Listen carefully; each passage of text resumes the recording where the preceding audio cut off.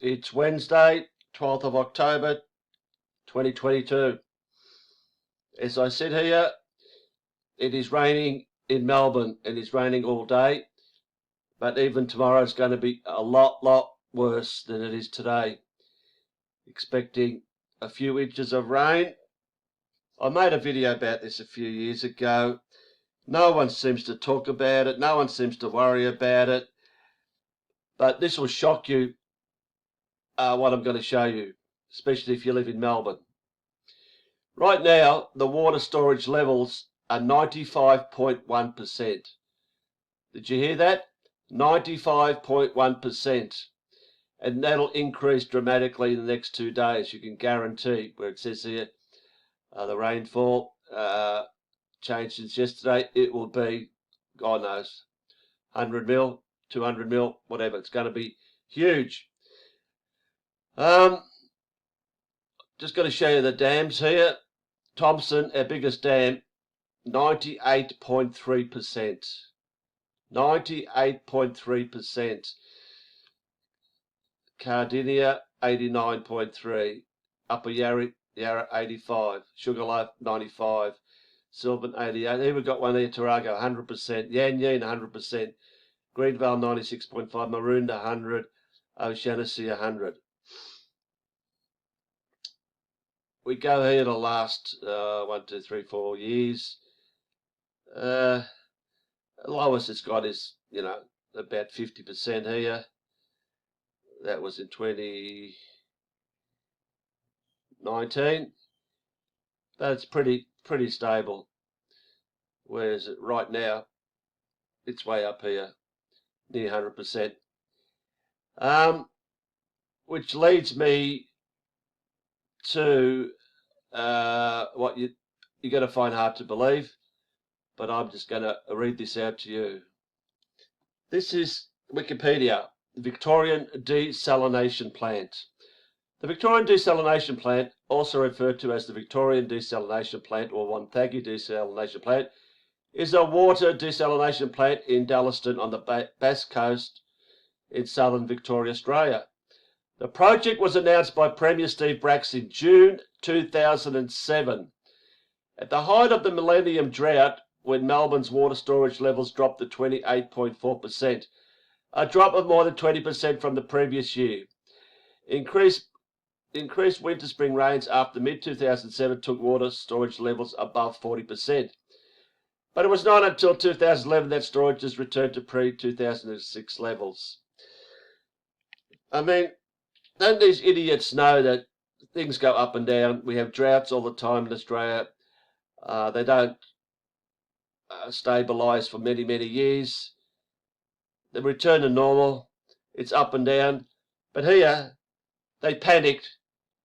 And from what I remember, the federal government, Julia Gillard, got some clown, climate change idiot, Tim Flannery, I think he was named, Tim Foolery, paid him nearly $1 million to come out with a report, and he said that there will be zero water in dams throughout Australia. This is the shit that they come up with. This was the shit start of the climate change crap.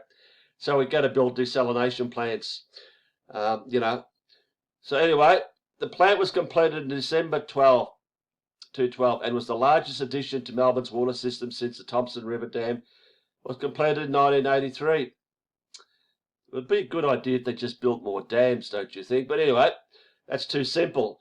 However, at the time, Melbourne's reservoirs were at 81% capacity.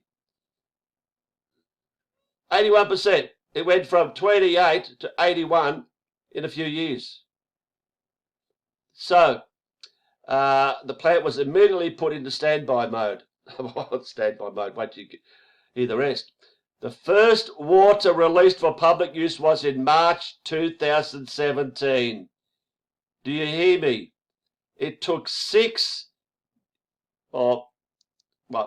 years, nearly 5 years, for the first water to be released to the public in the Cardinia Reservoir, which isn't even one of our biggest reservoirs. Just go back here. Cardinia, it's our second biggest. Okay, so 5 years, over 5 years. As a rainfall independent source of water, the desalination plant complements Victoria's existing drainage basins, being a useful resource in times of drought. Which happen every 10, 20 years, whatever. But wait till you hear this. It is a controversial part of Victoria's water system with ongoing costs. You're not going to believe this. 608 million a year, which is equivalent to 16% of Melbourne's GDP if no water is ordered.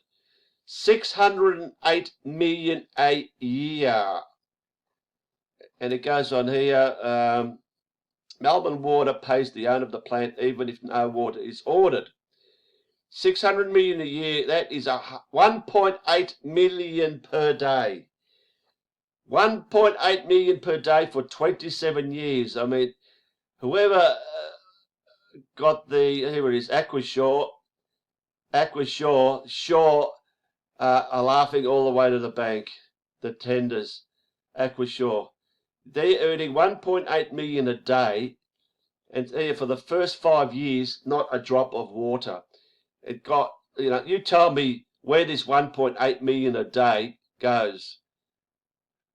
Honestly, work it out, 1.8 million a day for 27 years. By God, that's a lot. The total payment is expected to be between, here it is, 18 and 19 billion dollars. 18 to 19 billion dollars. You can't make this shit up, honestly. Goes on here. The potential for a desalination plant was promoted through the late 2000s in response to an increasingly severe drought. Like we never have droughts before, which saw Melbourne's water storages go from 57 to 28. We've read that. The project was part of the Victorian government's Our Water, Our Future water plan. Where does it tell us about the costs? Hang on. We'll skip this bit. The combination of drought and rapid population growth, oh bullshit, put pressure on the reserve storage capacity. As a result, water restrictions were in place for several years, and by God, were they water restrictions. It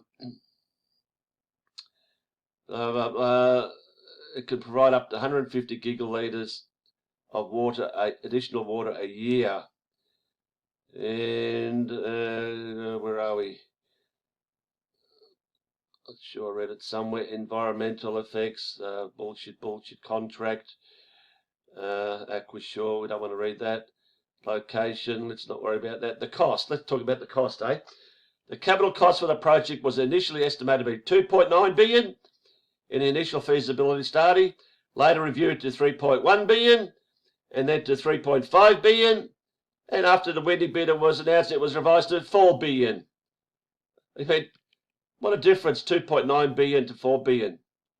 It happens all the time with this shit, with these costs.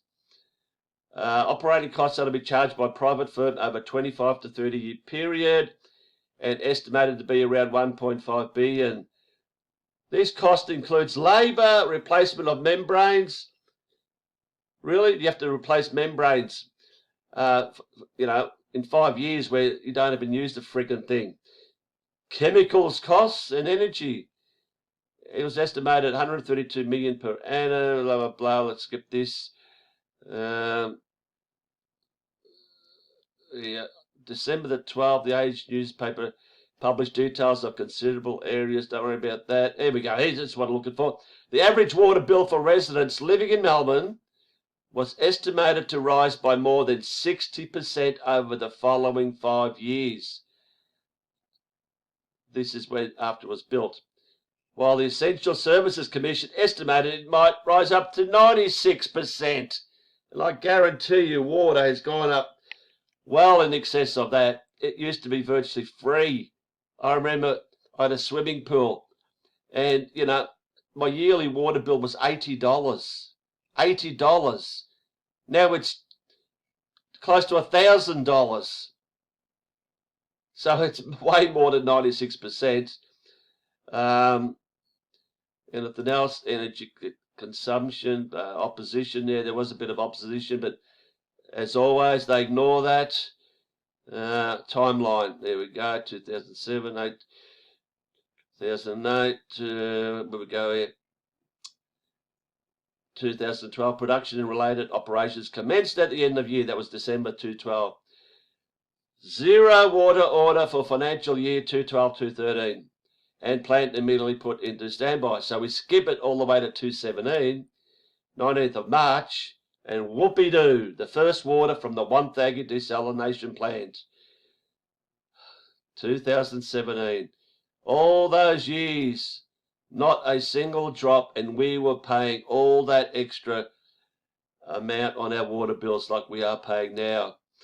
2018-19, I don't remember this, but owing to dry conditions, 2 consecutive orders were placed, 100 gigalitres and 125, expected to meet a quarter of Melbourne's water demand. And it skips 2020, 2021, 2022, and here we go, 2035, the contract for the operation of the plant expected to expire somewhere between 35 and 45. They'd love it to go forever and ever, but yeah. What a joke. An absolute joke. And we go back here once more.